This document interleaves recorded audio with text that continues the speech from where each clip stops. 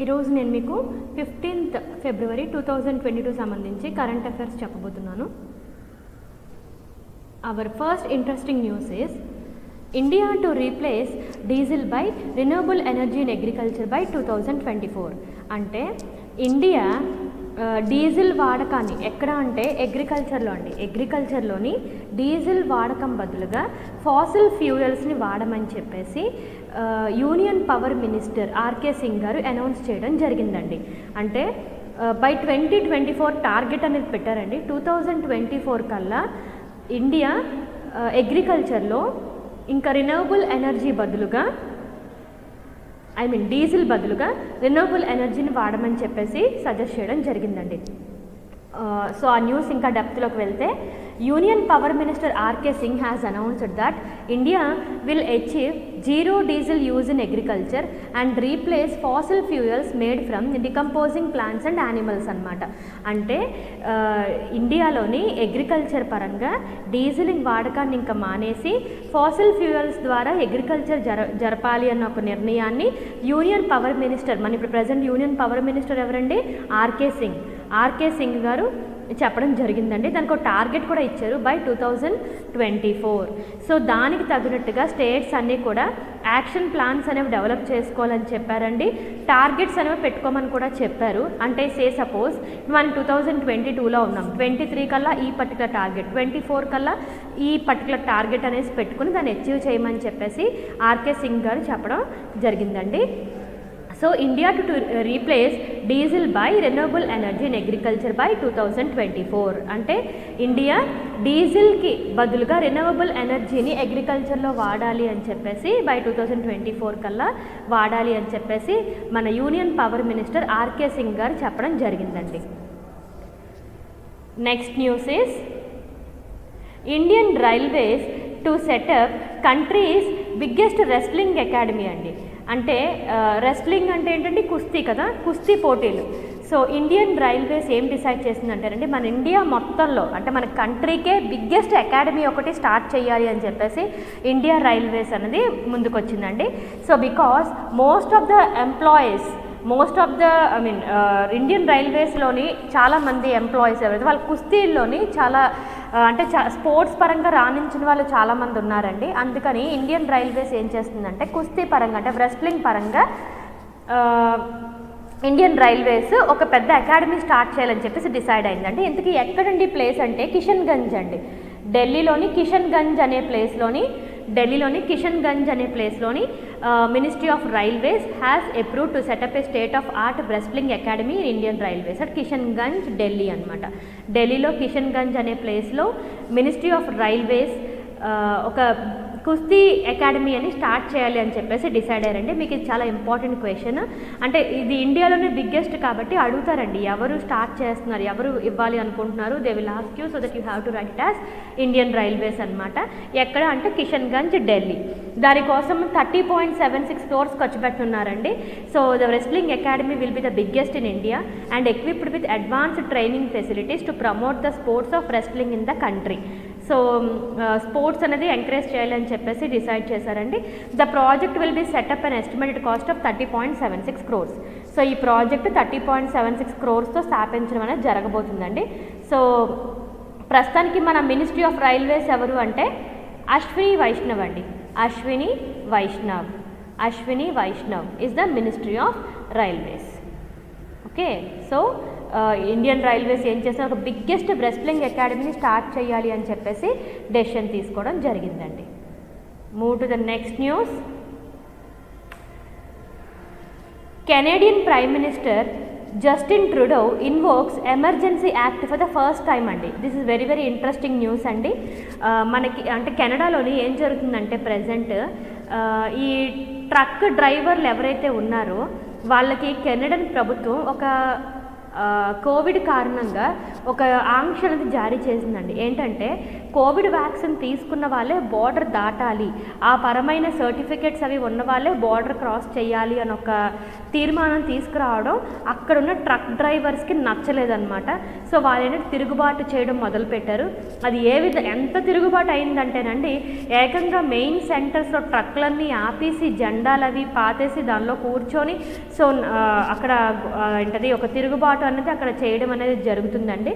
అందువల్ల ఏంటంటే prime minister Justin Trudeau ప్రభుత్వం ఇంకా ఎమర్జెన్సీ యాక్ట్ అనేది అక్కడ ఇన్వోక్ చేసిందండి. So that is recent 15th February news అండి ఇది. ఆ రోజున ఎమర్జెన్సీ యాక్ట్ అనేది జారీ చేసిందండి. అంటే ఎవరు మనోభావాలు దెబ్బతినకుండా ఎమర్జెన్సీ యాక్ట్ అనేది జారీ చేసింది. So Canadian prime minister Justin Trudeau has invoked never before used emergency powers అండి. అది ముందు ఎప్పుడు యూజ్ చేయలేదు. అది never before used emergency powers to support provinces in ending the blockades. Okay, ఆ బ్లాకేడ్స్ ఏవైతే ఉన్నాయో అవి ఎండ్ చేయడానికి. అలాగే పబ్లిక్ డిసార్డర్, దీనికి పబ్లిక్ కూడా మద్దతు ఇవ్వడంతో ఇంకొంచెం అది ఎక్కువగా అయిందండి. అవి ఏదైతే తిరుగుబాటు అనేది ఉన్నదో that have gripped ఒటావా. Canada capital ఏంటండి? ఒటావా. ఆ ఒటావాకి ఇప్పుడు ప్రజెంట్ గ్రిప్లో ఉందండి ఫ్రమ్ పాస్ట్ 18 days అనమాట. ఆ ఫ్రీడమ్కి వాళ్ళు పెట్టిన పేరేంటంటే, వాళ్ళు కోరిన ఫ్రీడమ్కి వాళ్ళు పెట్టిన పేరేంటంటే ఫ్రీడమ్ కాన్వాయ్ అండి. ఫ్రీడమ్ కాన్వాయ్ అనే పేరు పెట్టడం జరిగింది. ఓకేనా? సో ఆ పేరు ఏంటంటే ఫ్రీడమ్ కాన్వాయ్ అండి. ఫ్రీడమ్ కాన్వాయ్ అని పేరు పెట్టడం జరిగింది. వాళ్ళు ఆ ట్రక్ డ్రైవర్స్ ఎవరైతే ఉన్నారో వాళ్ళు దానికి ఫ్రీడమ్ కాన్వాయ్ అని పేరు పెట్టారు. సో వాళ్ళు ఏం చేస్తున్నారంటే ఒక తిరుగుబాటు అనేది చేస్తున్నారండి కెనడా మీద. ఆల్రెడీ ఇప్పుడు జస్టిన్ ట్రూడో యొక్క ఫ్యామిలీ ఇప్పుడు అజ్ఞాతంలోకి వెళ్ళిపోయింది. ఇంకా ఎమర్జెన్సీ యాక్ట్ కూడా అక్కడ జారీ చేయడం జరిగిందండి. సో ఇది ఎందుకు అంటే వ్యాక్సినేషన్ కోసం అండి, ఆర్ క్వారంటైన్ మ్యాండేట్ చేయడం. క్రాస్ బార్డర్ డ్రైవర్స్ ఎవరైతే ఉంటారో, అంటే బార్డర్ దాటుతున్న డ్రైవర్స్ ఎవరైతే ఉంటారో వాళ్ళందరికీ కూడా వ్యాక్సినేషన్ కంపల్సరీ అని చెప్పేసి, మ్యాండేటరీ అని చెప్పేసి కెనడియన్ ప్రభుత్వం తీసుకున్న నిర్ణయానికి వ్యతిరేకంగా అక్కడ తిరుగుబాటు అనేది చేయడం జరుగుతుందండి. సో ఇప్పుడు అక్కడ ఎమర్జెన్సీ యాక్ట్ అనేది ఉందన్నమాట. ఎమర్జెన్సీ ఉంది ప్రస్తుతానికి అక్కడ. Okay, so what are the importance of competitive exams importance చూసుకుంటే కెనడా క్యాపిటల్ ఏంటంటే Ottawa. Canada capital Ottawa. Currency వచ్చేసి dollar, Canadian dollar. Okay, so Canada capital is Ottawa, Canada currency is Canadian dollar. Moving on to the next news. Israel became the first country to allow drones in the civilian airspace. Israel became the first country to allow drones in the civilian airspace. అంటే ఇప్పటికే మనకి drones వాడకం అనేది gradually పెంచుతున్నామండి. Because దాని యొక్క ఉపయోగాలు మనకి ఎక్కువ ఉండడం వల్ల డ్రోన్స్ అనేవి మనం ఎక్కువగానే ఉపయోగిస్తున్నాం. అయితే మన పర్సనల్ యూసేజ్కి మనం ఎప్పుడు వాడలేదండి. అంటే ఈ మ్యారేజెస్ ఈవెంట్స్కి గట్రా మనం డ్రోన్స్ అనేవి వాడాము, కానీ పర్సనల్గా మనం ఏదైనా చేయాలి అనుకున్నప్పుడు ఆ డ్రోన్స్ అనేవి మనం ఎప్పుడు ఉపయోగించలేదు. సో అంటే without taking permission from the government మనం ఆ డ్రోన్స్ అనేది వాడడానికి లేదండి. డ్రోన్ వాడుతున్నాము అంటే గవర్నమెంట్ దగ్గర నుంచి మనం పర్మిషన్ తెచ్చుకోవాలి. సో హైయర్ అథారిటీస్ దగ్గర నుంచి మనం పర్మిషన్ తెచ్చుకోవాలి. అలాగా ఇజ్రాయిల్ అండి, ఇజ్రాయిల్ ఏం చేసిందంటే became the first country to allow drones in civilian air space. Civilian అంటే మనమేనండి, మన నార్మల్ సామాన్య మనుషులు కూడా డ్రోన్స్ వాడకాన్ని అనుమతిస్తూ చేస్తున్న ఫస్ట్ కంట్రీ ఎవరంటే ఇజ్రాయిల్ అండి.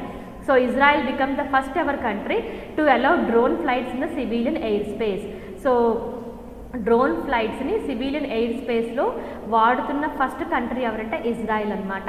So the certification was issued to the Hermes టెల్నియర్ unmanned system by the Israel civil aviation authority and was manufactured and developed by Elbit Systems and Israel defence electronics company. So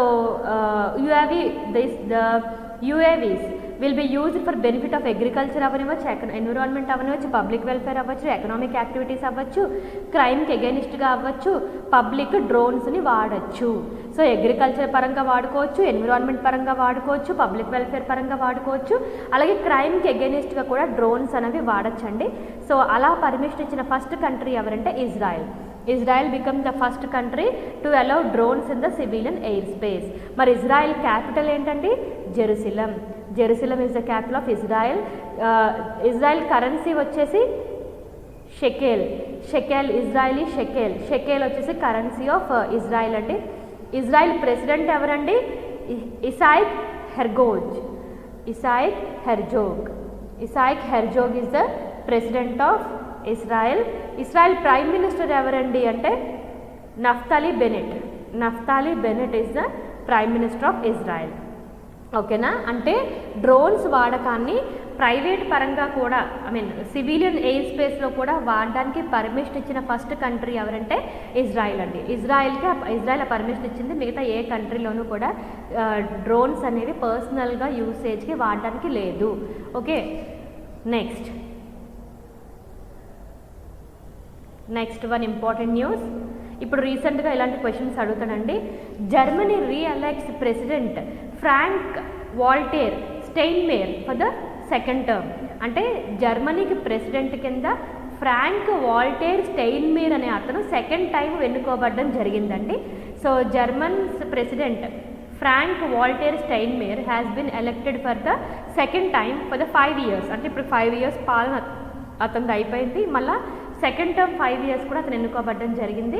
this is also the final time of Steinmeier which he won with 71% of the vote అనమాట. 71% of ఓట్స్తో అతను second term president కింద elect అవ్వబడ్డారండి. ఏ country కంటే Germany కండి.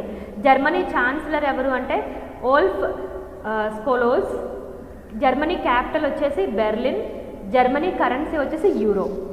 Okay, so ఇవన్నీ కూడా మనం జర్మనీ కోసం తెలుసుకోవాల్సిన విషయాలండి. ప్రస్తుతానికి మనకి ఇంపార్టెంట్ ఏంటంటే Germany reelects president Steinmeier as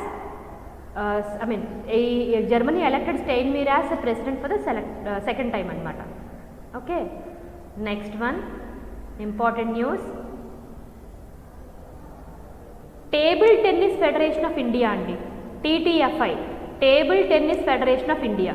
okay, so table tennis federation of India appointed Geeta Mittal as a chairperson of Committee of Administrators.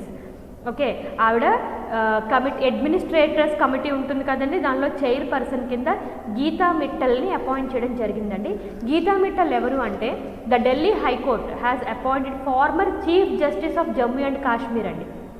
ఆవిడ former chief justice of Jammu and Kashmir high court Geeta Mittal as a chairperson of the committee of administrators which will run the table tennis federation of India. Okay, administrators కమిటీకి chairperson కింద గీతా మిట్టల్ గారిని ఎన్నుకోబడడం జరిగిందండి. Delhi high court has appointed former chief justice of Jammu and Kashmir high court Geeta Mittal as a chairperson of TTFI. Okay, this is one of the news అండి. రేపు పొద్దున మీరు ఏదైనా కాంపిటేటివ్ ఎగ్జామ్స్ రాసినప్పుడు TTFIకి చైర్పర్సన్గా ఎన్నుకోబడిన వ్యక్తి నేమ్ అడగచ్చండి. Then you have to write as Geeta Mittal. Okay, so this is one of the important news. Next one,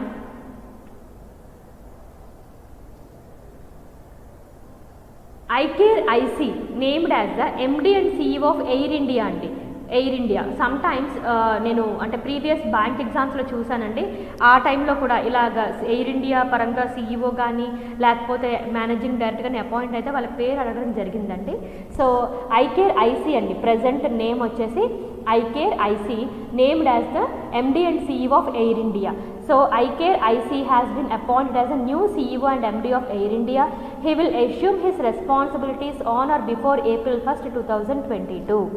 So ICARE is a former chairperson of Turkish Airlines అండి. అతను టర్కిష్ ఎయిర్లైన్స్కి చైర్మన్ అండి. So also అతను Turkish ఎయిర్లైన్స్కి అంటే ఆ స్టేజ్లో ఉండడానికి అతను చాలా కష్టపడ్డారండి. సో అతని సేవలకు గుర్తించుకొని ఎయిర్ ఇండియా కూడా అతన్ని MD and CEOగా అపాయింట్ చేయడం జరిగింది. సో ఇంపార్టెంట్ టేక్అవేస్ ఏంటంటే మనం ఇక్కడ టాటా గ్రూప్ ఫౌండర్ ఎవరు అండి అంటే జమ్షెడ్జీ టాటా అండి. అలాగే టాటా గ్రూప్ ఎప్పుడు ఫౌండ్ అవ్వబడింది అంటే 1868. టాటా గ్రూప్ హెడ్ క్వార్టర్స్ ఎక్కడుంది అంటే ముంబై అండి. So ICARE has been appointed as a new CEO and managing director of the Air India. Next,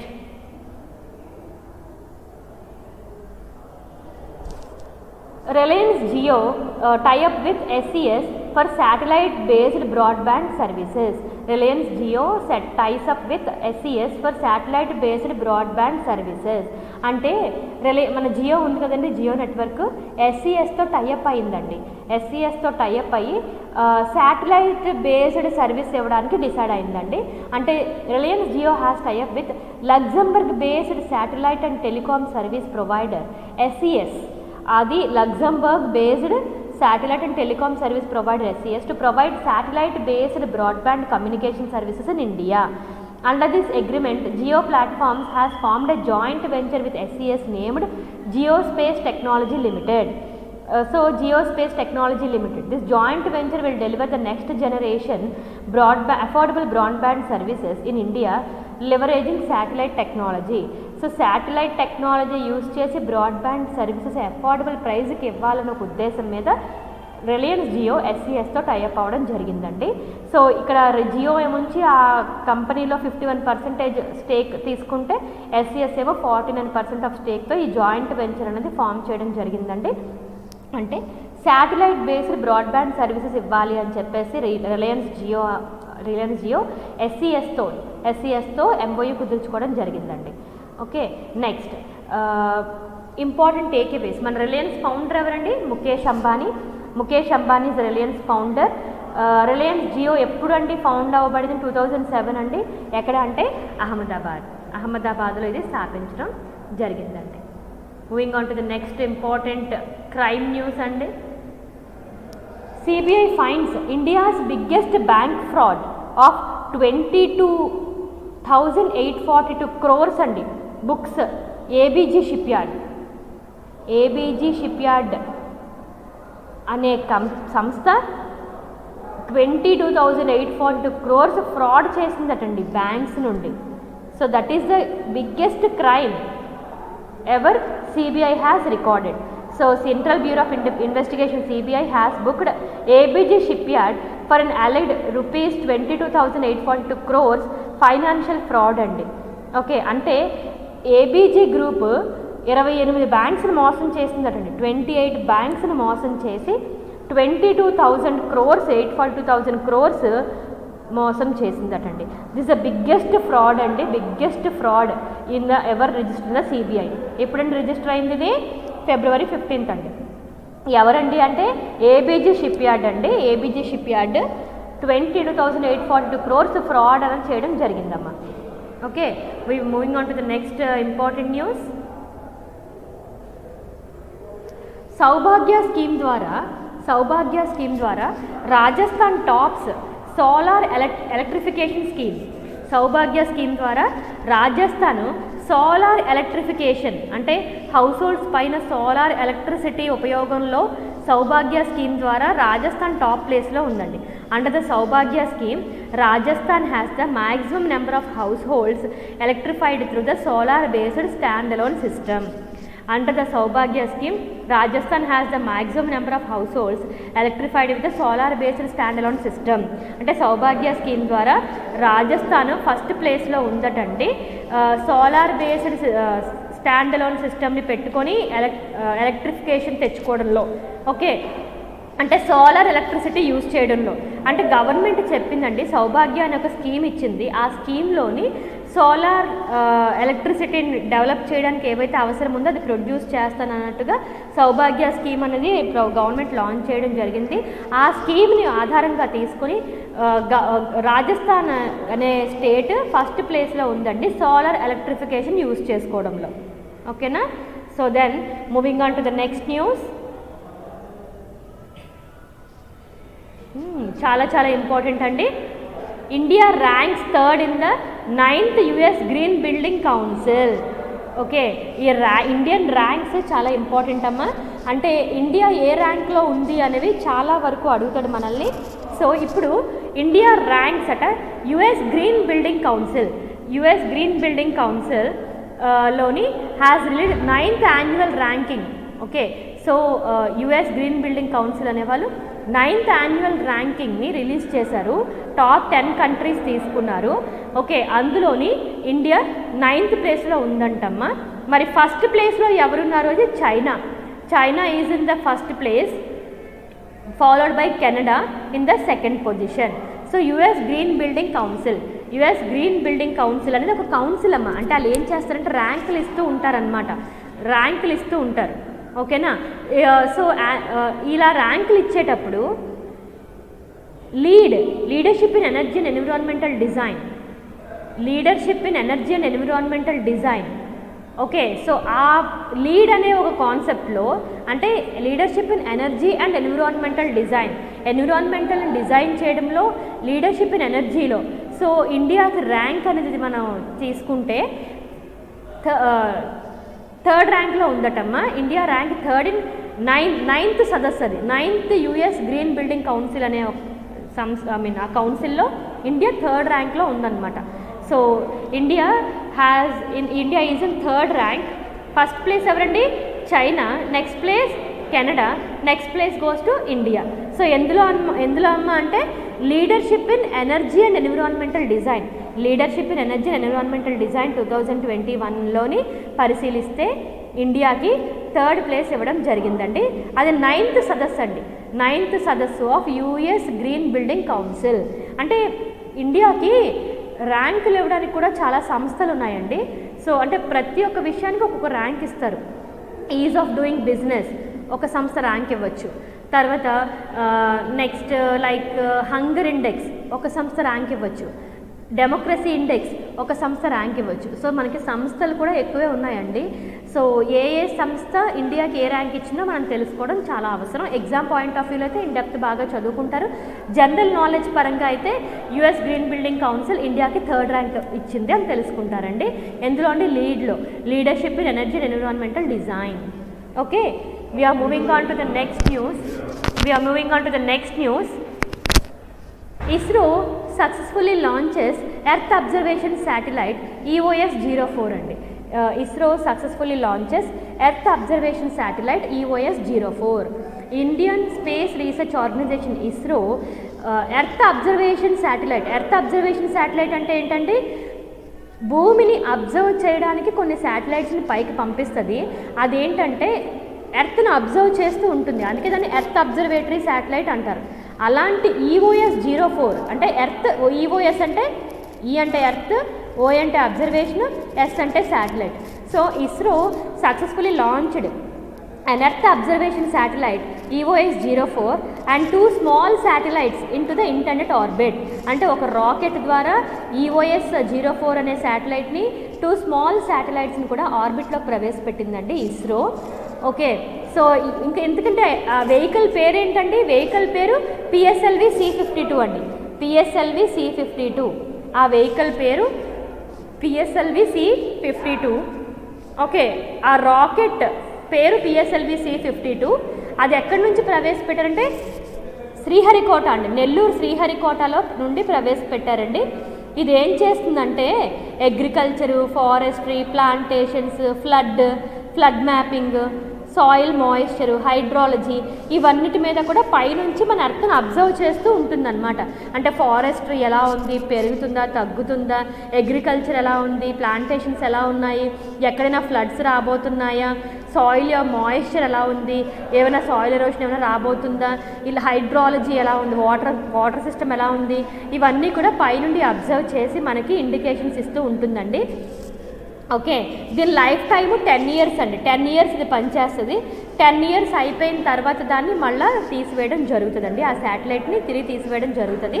so 10 years పాటు ఎర్త్ని అబ్జర్వ్ చేయడానికి PSLV-C52 అనే రాకెట్ ద్వారా ఇస్రో EOS-04 అనే ఒక శాటిలైట్ని తీసుకెళ్లారండి. ఎప్పుడు కూడా రాకెట్ నుండి శాటిలైట్స్ని తీసుకెళ్తారనమాట. సో అలాగా PSLV-C52 అనే రాకెట్ ద్వారా EOS-04 అనే శాటిలైట్ని తీసుకెళ్ళి పైన పెట్టడం జరిగిందండి. సో అది 10 years పాటు మన ఎర్త్ను అబ్జర్వ్ చేస్తూ ఉంటుంది. అలాగే అగ్రికల్చర్ ఎలా ఉంది, ఫారెస్ట్రీ ఎలా ఉంది, ప్లాంటేషన్ ఎలా ఉంది, everything it will observe and will send us the signals. Okay, మరి మన ఇస్రో చైర్పర్సన్ ఎవరండి? డి సోమనాథ్. ఇస్రో చైర్మన్ ఎవరంటే సోమనాథ్ గారండి. అతను శివం ప్లేస్లో సోమనాథ్ గారు వచ్చారండి రీసెంట్గా. సో ప్రజెంట్ ఇస్రో చైర్మన్ ఎవరంటే సోమనాథ్ గారండి. ఇస్రో హెడ్ క్వార్టర్స్ అండి బెంగళూరు అండి. ఇస్రో ఎప్పుడు ఎస్టాబ్లిష్ చేయబడిందండి? 1969 15th August అనమాట. 15th August of 1969 1969 ISRO establish చేయబడిందండి. This is about the greatest thing, one of the greatest news అండి. ఇంకోటి ఏంటంటేనండి 2022లో దిస్ ఇస్ ద ఫస్ట్ అండి. 2022లో ఇదే ఫస్ట్ మిషన్ అండి. ఇదే ఫస్ట్ మిషన్. సోమనాథ్ గారికి కూడా ఇదే ఫస్ట్ మిషన్. అతను పైకి తీసుకెళ్ళి అతని ఆధ్వర్యంలో పైకి వెళ్ళిన ఒక రాకెట్, పైన ప్రవేశపెట్టిన శాటిలైట్, ఇవన్నీ ఫస్ట్ అండి. 2022లోనూ ఫస్ట్ వన్నే. అలాగే సోమనాథ్ గారికి కూడా ఇది ఫస్ట్ మిషన్ అండి. And it was సక్సెస్డ్. Moving on to the next news. A book titled How to Prevent the Next Pandemic by Bill Gates. Bill Gates గారు ఒక బుక్ రాశారండి, How to Prevent the Next Pandemic. So a book titled How to Prevent the Next Pandemic has authored by Bill Gates will be published this year in May 2022. మే 2022లో ఇది publish చేయడం జరుగుతుందండి. In the book Bill Gates has written about specific steps that can only stop future pandemics but in the process provide better health care for everyone around the world. అంటే ఆ బుక్లోని ప్రతి ఒక్కరికి మంచి health ఎలా వస్తుంది, అలా మంచి హెల్త్ కేర్ తీసుకోవడం వల్ల ఫ్యూచర్లో పాండమిక్స్ మనం ఎలా ఎదుర్కొంటాం అనే కాన్సెప్ట్ అంతా కూడా అందులో అతను చెప్పడం జరిగిందండి. ఆ బుక్ పేరు ఏంటండి అంటే how to prevent the next pandemic. ఎవరు రాశారంటే బిల్ గేట్స్ అండి. ఓకేనా? So this is about the news of 15th February. ఒకసారి అట్ ఏ గ్లాన్స్ మనం చూద్దాం అండి. అట్ ఏ గ్లాన్స్ ఒకసారి మనం చూద్దాం. ఫస్ట్ న్యూస్ ఏంటండి, ఇండియాని అగ్రికల్చర్ పరంగా డీజిల్ వాడకాన్ని మానేసి రెన్యూవబుల్ ఎనర్జీని వాడాలి అని చెప్పేసి union power minister RK Singh గారు అనౌన్స్ చేయడం జరిగిందండి. 2024 కల్లా అగ్రికల్చర్ సెక్టార్లో డీజిల్ వాడకాన్ని పూర్తిగా తగ్గించి ఆ బదులుగా ఫాసిల్ ఫ్యూయల్స్ని రెన్యూవబుల్ ఎనర్జీని వాడాలి అని చెప్పేసి చెప్పడం జరిగిందండి. రెన్యూవబుల్ ఎనర్జీ అంటే ఏంటండి, ఈ యానిమల్స్ వేస్ట్ ద్వారా, యానిమల్స్ చచ్చిపోతే, ప్లాంట్స్ అవి చచ్చిపోతే డికంపోజ్ అవ్వడం ద్వారా వచ్చిన ఫాసిల్ ఫ్యూయల్స్ నుండి ఎనర్జీ తీసి దాన్ని అగ్రికల్చర్లో వాడమన్నారండి. అంతే తప్ప డీజిల్ వాడకాన్ని తగ్గించమని చెప్పేసి చెప్పారండి. దానికి నెసరీ స్టెప్స్ అయ్యి తీసుకోమని కూడా మనకి చెప్పడం జరిగిందండి. ఇండియన్ రైల్వేస్ కంట్రీలో బిగ్గెస్ట్ రెస్లింగ్ అకాడమీ అనేది స్టార్ట్ చేయబోతున్నారండి. Third news is Canada prime minister Justin Trudeau first time in Canada history emergency act అనేది లాంచ్ చేశారండి. ఎందుకు అంటే అక్కడ జరుగుతున్న ట్రక్ డ్రైవర్ల యొక్క తిరుగుబాటు కారణంగా Canadian prime minister Justin Trudeau ఈ నిర్ణయం తీసుకున్నారండి. Next, Israel become the first country to allow drones in civilian air space. అంటే మన సామాన్య ప్రజలకు కూడా డ్రోన్ సౌకర్యాలు అందేలాగా Israel government is the first country to allow drones in the civilian air space. Civilian అంటే మనమేనండి, మన వాడకానికి డ్రోన్స్ని ఉపయోగించవచ్చు అని చెప్పేసి లీగల్గా అనుమతి ఇచ్చిన కంట్రీ ఎవరంటే ఇజ్రాయెల్ అండి. Germany reelects president Steinmeier, Frank Walter Steinmeier for the second time. అంటే జర్మనీ ప్రెసిడెంట్ కింద స్టెయిన్మేర్ అనే అతను సెకండ్ టైం ఎలక్ట్ అవ్వడం జరిగిందండి. నెక్స్ట్, టీటీఎఫ్ఐ అంటే ఏంటండి, table tennis federation of India. టీటీఎఫ్ఐకి చైర్పర్సన్ కింద గీతా మిట్టల్ అనే ఆవిడ అపాయింట్ అవ్వడం జరిగిందండి. ఈవిడ ఎవరు అంటే chief justice of Jammu and Kashmir అండి, former chief justice of Jammu and Kashmir. Moving on to the next news. Air India అండి. Air India MD and CEO ఎవరు అంటే ఐకేర్ ఐసీ అనే అతను MD and CEO of Air ఇండియాగా అపాయింట్ అవ్వడం జరిగిందండి. నెక్స్ట్ న్యూస్, రిలయన్స్ మనకి మంచి బ్రాడ్బ్యాండ్ సర్వీసెస్ అందించాలన్న ఒక ఉద్దేశంతో ఎస్సీఎస్తోని ఒప్పందం కుదుర్చుకోవడం జరిగిందండి. టైఅప్ అయ్యింది ఎస్సీఎస్తో. శాటిలైట్ బేస్డ్ బ్రాడ్బ్యాండ్ సర్వీసెస్ ఇవ్వడం కోసం రిలయన్స్ జియో ఎస్సీఎస్తో టైఅప్ అవ్వడం జరిగిందండి. నెక్స్ట్, ఒక బిగ్గెస్ట్ ఫ్రాడ్ అనేది వెలుగు చూసిందండి ఈ February 15th. ఎవరిదంటే ఏబీజీ షిప్ యార్డ్ అండి. ABG shipyard not even 1 or 2 అండి, 22,842 crores ఫ్రాడ్ అనేది చేసిందండి. ఆల్మోస్ట్ 28 బ్యాంక్స్ నుండి అమౌంట్ అంతా కలెక్ట్ చేసిందండి ఫ్రాడ్గాన. సో సిబిఐ అది కనిపెట్టడం జరిగిందండి. ఎవరింటికి చేశారంటే ఏబీజీ షిప్ యార్డ్ అండి. ఏబీజీ షిప్ యార్డ్ ఈ ఫ్రాడ్ చేయడం జరిగిందండి.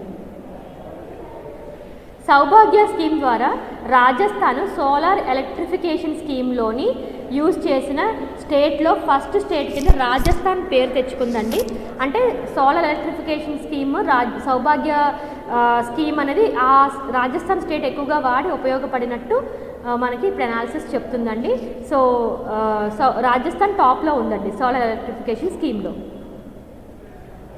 Next, US green building council వాళ్ళు ఇచ్చిన ర్యాంకింగ్లో ఇండియా 3rd ప్లేస్లో ఉందండి. ఇండియా 3rd ప్లేస్లో ఉంది. First place goes to China, second place goes to Canada, 3rd place goes to India.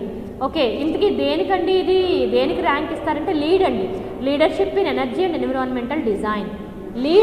లీడ్లోని India ఏ ర్యాంక్లో ఉందో చూస్తే ఇండియా వచ్చేసి 3rd ర్యాంక్లో ఉందండి.